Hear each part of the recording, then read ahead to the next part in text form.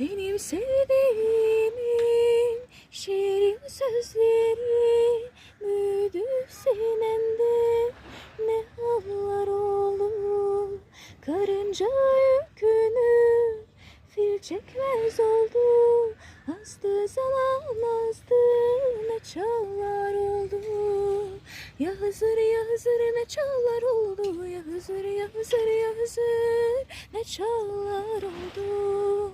Talip gelmez oldu bir nefesine, elin alıp gitmez oldu yazına.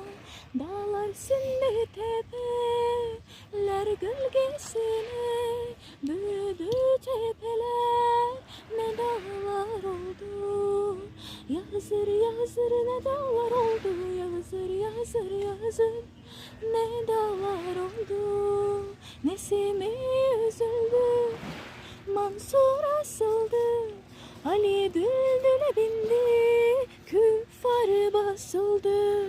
Nice ulu sular arıktan kesildi, aktı kör pınarlar, ne çaylar oldu. Ya Hızır ya Hızır ne çaylar oldu. Ya Hızır ya Hızır ya Hızır ne çaylar oldu.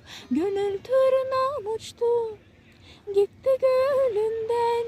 Bülbül vazgeçer mi Gonca gülünden?